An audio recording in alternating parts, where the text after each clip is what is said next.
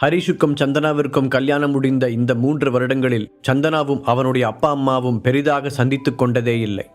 அவனே மாமனார் வீட்டில் இருந்ததால் அங்கு தனக்கு நடக்கும் அவமானங்கள் கதிர்க்கும் ரேவதிக்கும் தெரிய வேண்டாம் என்று அவன் நினைத்தான். சந்தனாவிற்கும் அவர்களை சந்திப்பதற்கான அவசியமே ஏற்படாததால் இவர்களுக்குள்ளும் நல்ல அறிமுகமே இல்லாமல் போய்விட்டது. இதையெல்லாம் யோசித்த ஹரிஷ் அவர்களை சென்னைக்கு கூட்டிக் கொண்டு வரும் விஷயத்தை ஒரு தயக்கத்துடன் தான் சந்தனாவிடம் கூறினான். ஆமா ஹரிஷ், நானே சொல்லணும்னு நினைச்சேன். நம்ம வீடு இங்க இவ்வளவு பெருசா இருக்கும்போது அவங்க மட்டும் ஏன் அங்க தனியா கஷ்டப்படணும்? இப்ப உடம்பு வேற சரியில்லைன்னு சொல்ற, நீ கூட்டிட்டு வா, நான் அவங்கள நல்லா பாத்துக்கிறேன். சந்தனா உற்சாகமாக சொல்ல ஹரிஷுக்கு ஆஸ்வாசமாக இருந்தது. ஹரிஷிடம் பேசி முடித்துவிட்டு போனை வைத்த சந்தனா நீண்ட நாட்கள் கழித்து தன்னுடைய அம்மாவிற்கு அழைத்தாள். என்ன, ரொம்ப நாள் கழிச்சு என் ஞாபகம்லாம் உனக்கு வந்திருக்கு? புருஷன் கூட தனியா போனதுக்கு அப்புறம் எங்களெல்லாம் சுத்தமா மறந்துட்டேன்னு நினைச்சேன். எடுத்தவுடன் திலகா குத்தலாக கேட்டார். அம்மா ப்ளீஸ், நான் சொல்ல வரதை முதல்ல கேளுங்க, அப்புறமா உங்கள் அர்ச்சனையை ஆரம்பிக்கலாம். ஹரியோட அப்பா அம்மாவுக்கு உடம்பு சரியில்லை. சந்தனா முடிப்பதற்கு முன்பாகவே, சரி அதுக்கு நான் என்ன பண்ணணும்? அவங்களுக்கு நர்ஸ் வேலை பார்க்கணுமா? திலகா நக்கலாக கேட்டார். ஏம்மா நீங்கள் இப்படி பேசுகிறீங்க? உங்களுக்கு பிடிக்குதோ பிடிக்கலையோ, எப்படி இருந்தாலும் ஹரி என்னோட ஹஸ்பண்ட், அதை மாற்ற முடியாது.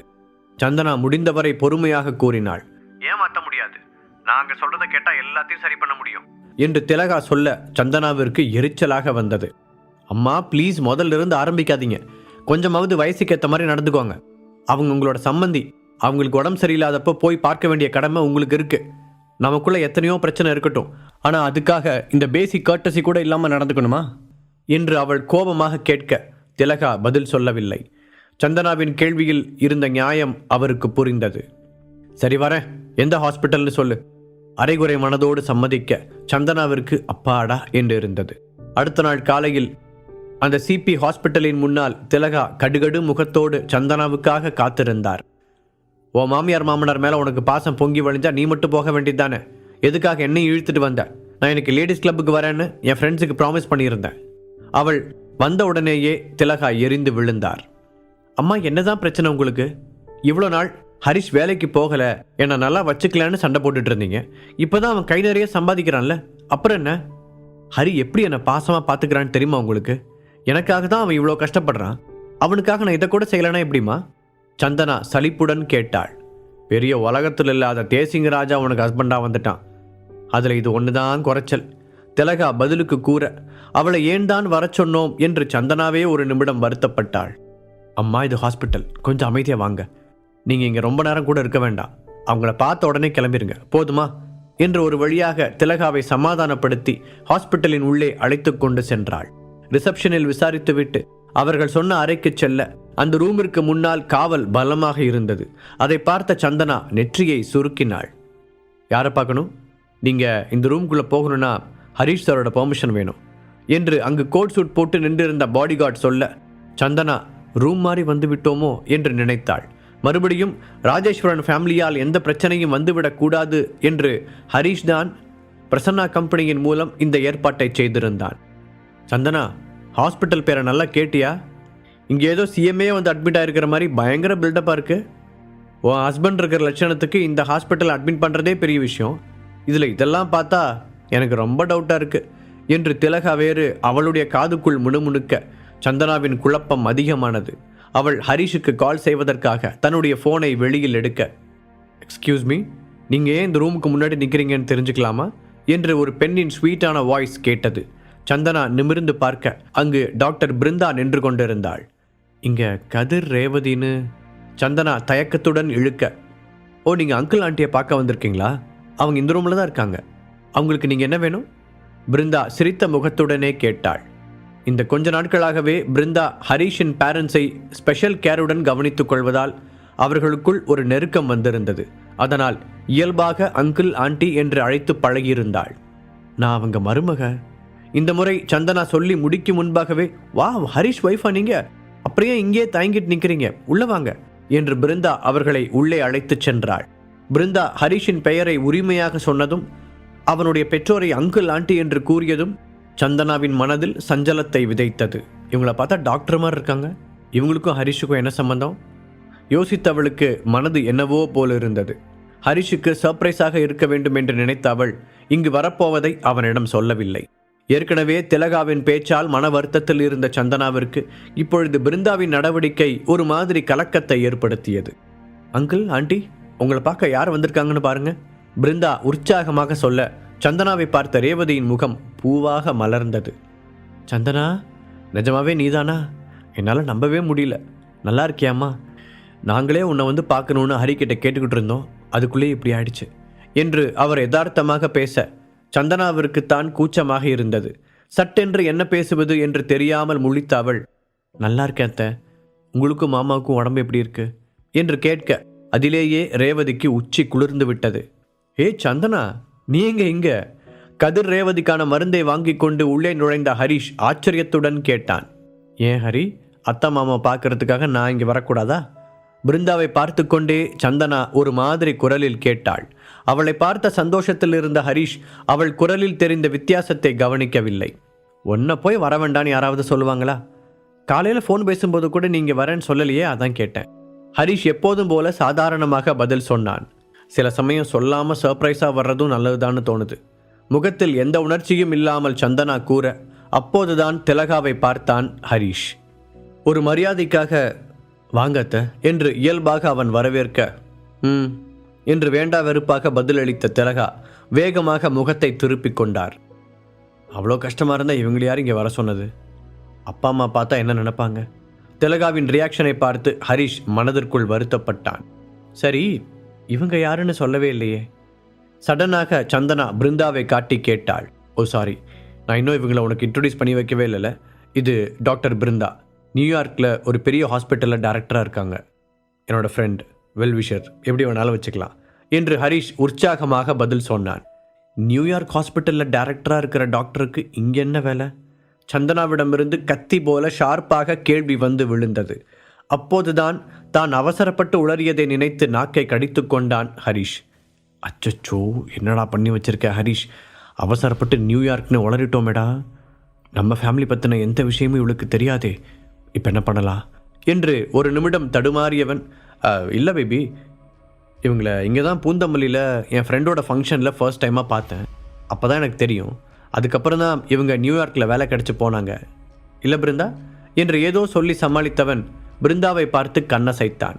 அவன் சொன்னதை கேட்டு பிருந்தாவிற்கு குழப்பமாக இருந்தாலும் ஏதோ ஒரு காரணத்துடன் தான் அவன் அப்படி நடந்து கொள்கிறான் என்பதை புரிந்து கொண்டவள், ஆமாங்க சந்தனா, ஹரிஷை நான் இங்கே சென்னையில் தான் மீட் பண்ணேன் என்று பூம்பூம் மாடு மாதிரி தலையாட்டினாள். சந்தனாவை சமாளிக்கும் வேகத்தில் ஹரிஷ் திலகாவை மறந்திருந்தான். ஹரிஷின் தடுமாற்றம் பிருந்தாவை பார்த்து கண்ணசைத்தது என்று எல்லாவற்றையும் கூர்மையான பார்வையால் கவனித்து கொண்டிருந்த திலகாவிற்கு ஹரிஷுக்கும் பிருந்தாவிற்கும் இடையில் ஏதோ ஒரு விஷயம் இருப்பதாக தோன்றியது. இத்தனை நாள் அவர்களை விட்டு பிரியாமல் இருந்த மகள் ஹரிஷுக்காக ஒரே நிமிடத்தில் அவர்களை தூக்கி எறிந்துவிட்டு போனது திலகாவின் மனதில் அவரையும் அறியாமல் ஒரு வன்மத்தை வளர்த்திருந்தது. இப்போது அவனுடைய செயல்கள் எல்லாமே வித்தியாசமாக இருக்க இந்த சந்தர்ப்பத்தை அவர் பயன்படுத்தி கொள்ள நினைத்தார். ஹரிஷ் இந்த கொஞ்ச நாட்களாகவே ஏஜே ஃபேமிலியை எதிர்த்து கேள்வி கேட்பதால் அனுராதா பாட்டியும் கார்த்திக்கும் அந்த கோபத்தை திலகாவிடம்தான் காண்பித்தார்கள். அதுவும் திலகா ஹரிஷை வெறுப்பதற்கு ஒரு காரணமாக இருந்தது. இதெல்லாம் நம்புற மாதிரியா இருக்கு சந்தனா? நியூயார்க்கில் டைரக்டராக இருக்கிற ஒரு டாக்டர் இங்கே வந்து உன் ஹஸ்பண்டோட அம்மா அப்பாவுக்கு சேவை செய்கிறாங்களா? அப்படி என்ன இவன் பெரிய விவிஐபியா? இத்தனை வருஷம் கழித்து இப்போ தான் ஒரு வேலைக்கே ஒழுங்காக போக ஆரம்பிச்சிருக்கான். எனக்கு என்னமோ இதில் ஏதோ ஒன்று தப்பாக தெரியுது என்று திலகா தெளிவாக கொளுத்தி போடும் வேலையை செய்தார். திலகா சொல்லும் அளவிற்கு சந்தனா யோசிக்கவில்லை. ஆனால் இந்த கொஞ்ச நாட்களாகவே அக்ஷரா, கயல்விழி என்று ஹரிஷை சுற்றிலும் எப்பொழுதும் ஒரு பெண்கள் வட்டம் இருந்தது அவளுடைய நினைவுக்கு வந்தது. அதிலும் அக்ஷராவின் ஆளை விழுங்கும் பார்வை, இப்போது பிருந்தாவின் உரிமையான பேச்சு, இதெல்லாம் சந்தனாவின் மனதில் பொறாமை தீயை பற்ற வைத்தது. திலகா சொன்னதை கேட்டு அதிர்ச்சி அடைந்த ஹரிஷ், அத்தை என்ன பேசிட்டு இருக்கீங்க? அவங்க ஒரு டாக்டர், இப்படி அவங்க பேரை கெடுக்கிற மாதிரி வாய்க்கு வந்ததை எதையாவது சொல்லாதீங்க என்று கோபமாக கூறினான். இப்போது கூட தன்னுடைய மனநிலையை பற்றி யோசிக்காமல் ஹரிஷ் அந்த பிருந்தாவை பற்றி கவலைப்படுவதாக நினைத்த சந்தனா அவனை வெறுமையாக பார்த்தாள். நீங்கள் ஏதோ தப்பாக புரிஞ்சுக்கிட்டீங்கன்னு நினைக்கிறேன். அப்படிலாம் எதுவும் இல்லை. பிருந்தாவும் அவளுடைய பங்குக்கு விளக்க முயற்சித்தாள். உன் விளக்கெல்லாம் இங்கே யாருக்கு வேணும்? அதான் கையும் களவும் மாட்டிக்கிட்டீங்களே. இன்னும் என்ன? நியூயார்க்கில் டைரக்டராக இருக்கிற நீ இவனை மாதிரி ஒருத்தனுக்காக இங்கே வந்தேன்னு சொன்னால் கேட்குறவங்களை பார்த்தா எப்படி தெரியுது? திலகா வேண்டுமென்றே அந்த பிரச்சனையை ஊதி பெரிதாக்கினார். சந்தனாவிற்கு ஹரிஷின் மீது சந்தேகம் இல்லாவிட்டாலும் திலகா கேட்பதிலும் நியாயம் இருப்பதாக தோன்றியது. இல்லை, நான் ஹரிஷுக்காக இங்கே வரல, எனக்கு ஒரு கான்ஃபரன்ஸ் இருந்துச்சு. பிருந்தா மேலும் ஏதோ கூற வர ஹரிஷ் அவளை கை நீட்டி தடுத்தான். அவனுடைய பார்வை முழுவதும் சந்தனாவின் மீதுதான் இருந்தது. சந்தனா, நீ என்ன நம்பலையா? என்றைக்கும் இல்லாத ஒரு அழுத்தமான குரலில் அவன் கேட்டான். ஆனால் ஏற்கனவே மனக்குழப்பத்தில் இருந்த சந்தனாவிற்கு என்ன பதில் சொல்வதென்று தெரியவில்லை. அவளுடைய அந்த அமைதி ஹரிஷை காயப்படுத்த ஒரு அடிபட்ட வலியுடன் அவளை பார்த்தான். படுக்கையிலிருந்து எழுந்து உட்கார்ந்த ரேவதி, சம்பந்தி, நீங்க ஏதோ அவசரப்பட்டு வார்த்தை விடுறீங்க. பிருந்தா ஹரியோட நல்ல ஃப்ரெண்டு, எங்களுக்கு கூட நிறைய ஹெல்ப் பண்ணியிருக்கா. நீங்க நினைக்கிற மாதிரி ஹரி தப்பான வழிக்கு போற ஆள் கிடையாது என்று கூறினார். எந்த அம்மா தான் அவங்க பையன் தப்பு பண்ணதை ஒத்துக்குவாங்க? திலகா முகத்தை சுழித்து கொண்டே சொல்ல ஹரிஷின் முகம் கோபத்தில் சிவந்தது. அத்தை, நீங்க அளவுக்கு மீறி போறீங்க, அவன் கடுமையாக கூற. இல்லை, நான் சொல்றதுல என்ன தப்புன்னு கேட்குறேன். இத்தனை வருஷமா நீ யூஸ்லெஸ்ஸாக இருந்தாலும் அட்லீஸ்ட் என் பொண்ணுக்கு உண்மையாக இருக்கேன்னு நினச்சேன். கடைசியில் அதுவும் இல்லைன்னு ஆயிடுச்சே. இனி எதுக்காக என் பொண்ணு உன் கூட வாழணும்? திலகா வாய்ப்பை சரியாக பயன்படுத்தி கொண்டார். இதையெல்லாம் கேட்டுக்கொண்டு படுத்திருந்த கதிருக்கு கடைசியாக திலகா பேசியது பயங்கர கோபத்தை ஏற்படுத்தியது. அவருடைய இதயம் வேகமாக துடிக்க மானிட்டரில் இருந்து தாறுமாறாக சத்தம் வந்தது. அப்பா, என்னாச்சு உங்களுக்கு? ஹரிஷ் அவரிடம் பதற்றத்துடன் ஓடினான். அதை பார்த்து சந்தனாவிற்கே ஒரு நிமிடம் குற்ற உணர்ச்சி ஆகிவிட்டது. அம்மா, போதும், நீங்க இங்கிருந்து கிளம்புங்க என்று மெதுவாக கூறினாள். எனக்கு மட்டும் என்ன இங்க இருக்கணும்னு ஆசையா?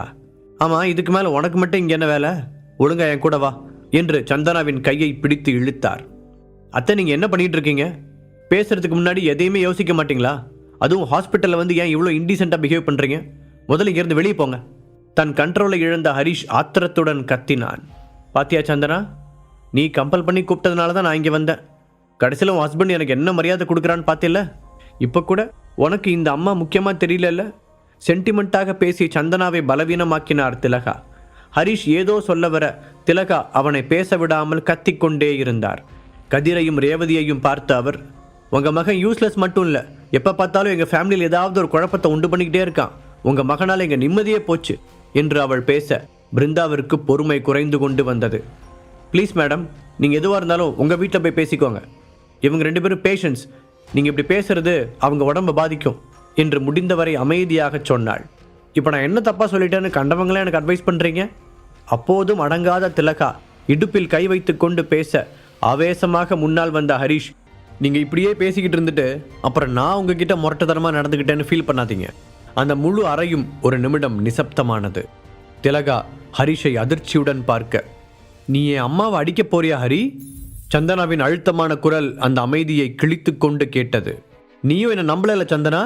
இதுக்கு மேல பேச எதுவும் இல்லை, ஹரிஷ் வருத்தத்துடன் சொல்ல சந்தனா அமைதியாக அவனை பார்த்தாள். நீ என்ன 2 அடி அடிச்சிருந்தா கூட இவ்வளோ வலிக்காது.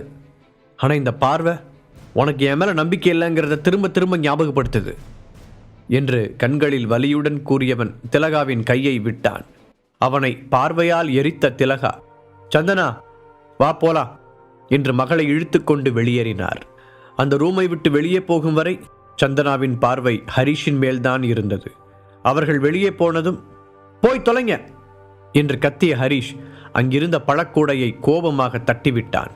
ஏற்கனவே ராஜேஸ்வரன் ஃபேமிலி செய்த துரோகத்தால் நொந்து போயிருந்த அவனை சந்தனாவின் சந்தேக மௌனம் ரொம்பவே காயப்படுத்தி இருந்தது. ஹரிஷ், ஓகேவா நீங்க? சாரி, என்னால் தான் இத்தனை பிரச்சனையும். நான் இல்லாமல் இருந்திருந்தா இப்படி நடந்திருக்காது, பிருந்தா வருத்தத்துடன் கூறினாள். இதில் உங்கள் தப்பு எதுவுமே இல்லை பிருந்தா, நீங்கள் உங்கள் வேலையை தான் பார்த்தீங்க.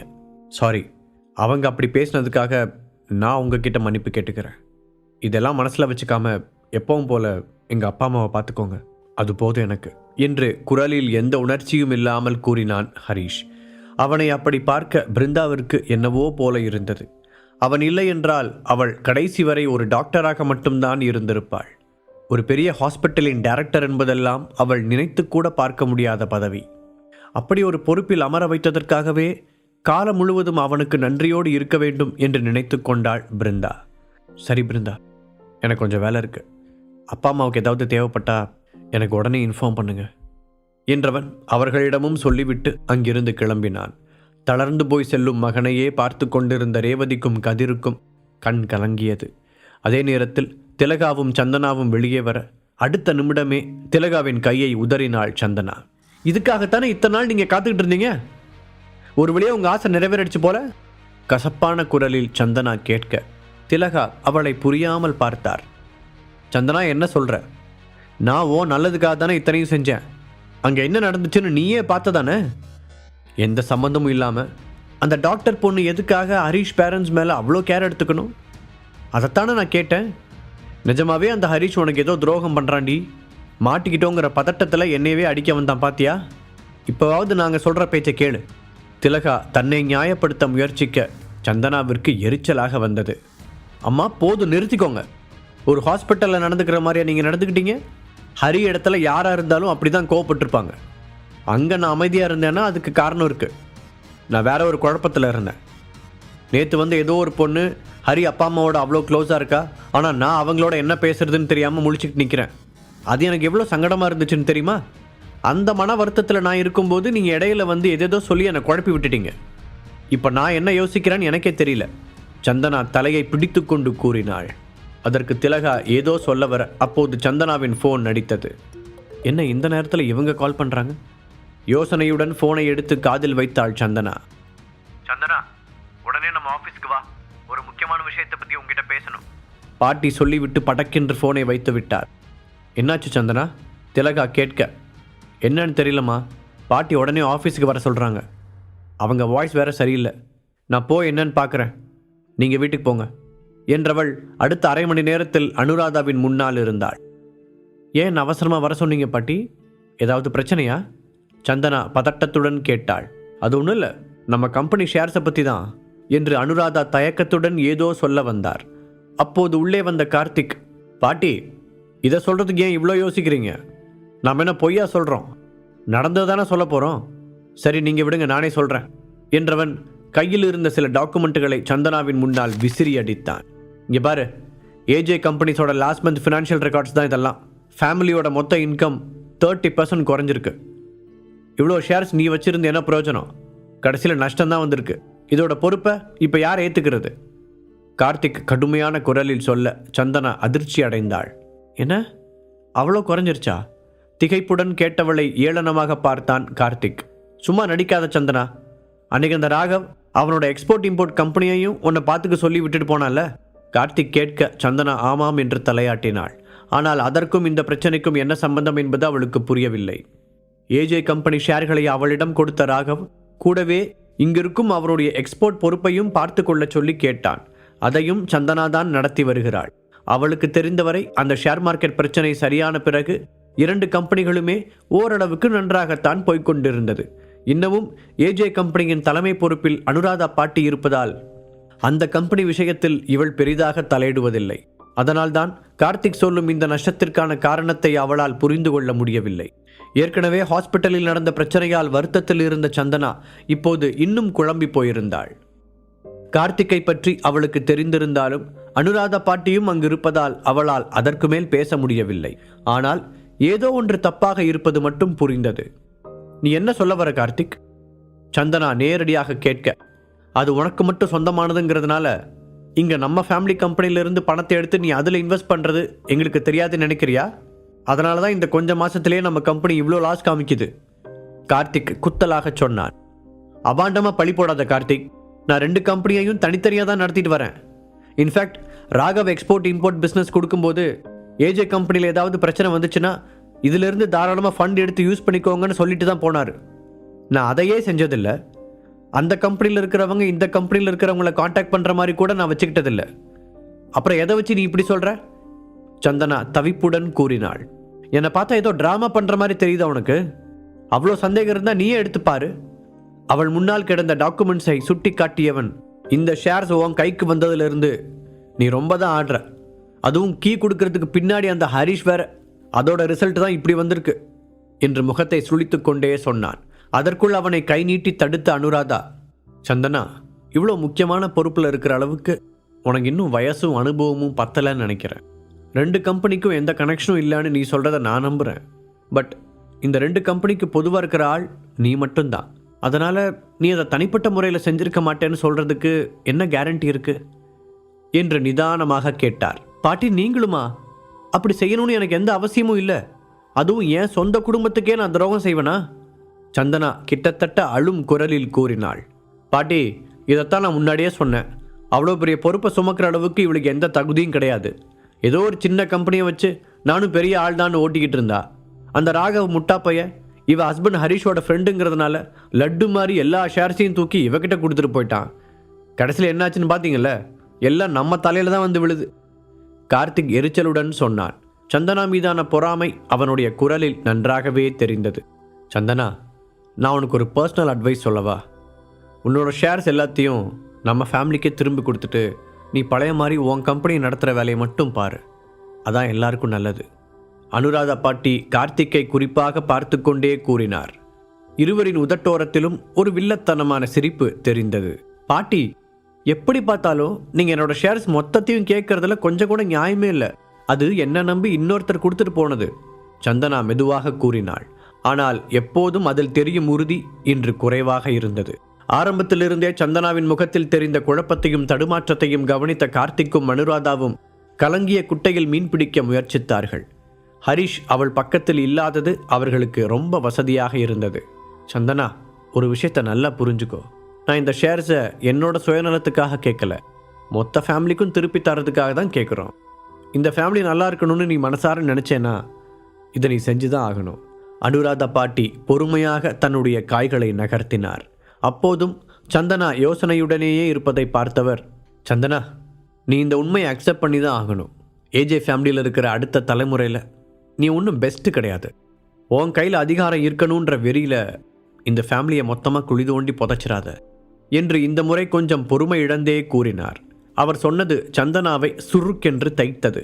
என்ன, இவங்க எனக்கு எந்த டேலண்ட்டுமே இல்லைன்னு சொல்கிறாங்களா? இந்த குள்ளநரி கார்த்திக்கை விட நான் எந்த விதத்தில் குறைஞ்சு போயிட்டேன்? சந்தனா கொஞ்சம் சரியான திசையில் யோசிக்க ஆரம்பித்தாள். ஆனால் அவளை யோசிக்க விடக்கூடாது என்று முடிவெடுத்த அனுராதா, சரி, இப்படி பண்ணலாமா? ஒரு board of directors team set பண்ணி உன்னோட ஷேர்ஸில் ஒரு பார்ட்டை அதுக்கு டிரான்ஸ்ஃபர் செஞ்சுருவோம்.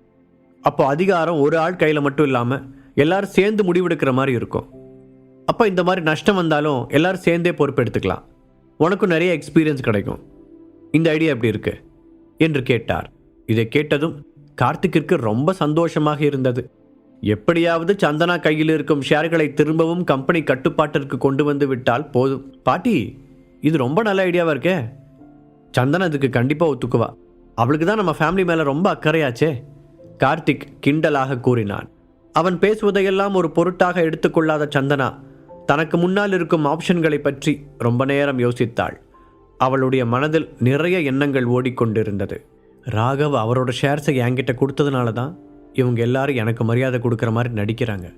ஆனால் யாருமே என்னை இந்த குடும்பத்தோட முக்கியமான மெம்பராக இப்போ வரைக்கும் ஏற்றுக்கவே இல்லை. அப்படியே ஏதாவது அதிசயம் நடந்தாலும் இந்த கார்த்திக் அதுக்கு விட மாட்டான். இப்போ நாம் என்ன செய்யறது? தீவிரமாக யோசித்தவளுக்கு ஹரிஷின் நினைவு வந்தது.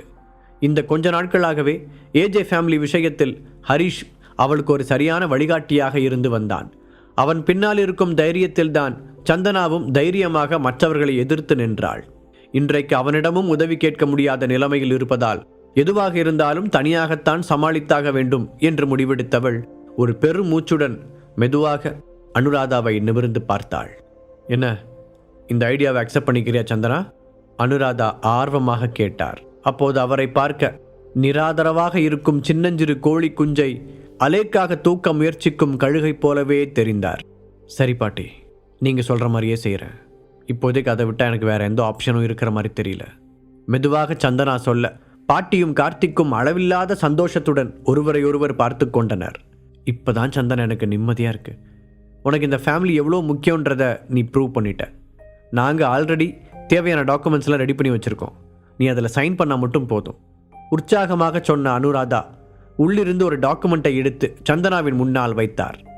அதையே கொஞ்ச நேரம் வெறித்து பார்த்த சந்தனா அங்கிருந்த பேனாவை கையில் எடுத்தாள். அடுத்த 5 நாட்கள் வேகமாக ஓடியது. ஹரிஷ் தியானா மீடியாவிற்கு போகும் வழியில் தன்னுடைய ஸ்கூட்டரை ஓட்ட பிருந்தா அவனுக்கு பின்னால் உட்கார்ந்திருந்தாள். சாரி ஹரிஷ், என்னால் தான் நீங்கள் இப்படி ஸ்கூட்டரில் போகிற மாதிரி ஆயிடுச்சு, பிருந்தா வருத்தத்துடன் கூற. அதெல்லாம் ஒன்றும் பிரச்சனை இல்லை, எனக்கு ஸ்கூட்டரை ஓட்டி நிறையவே பழக்கம் இருக்குது. அதுவும் இது என்னோட ஃபேவரட் வண்டி, ஹரிஷ் சாதாரணமாக பதில் சொன்னான்.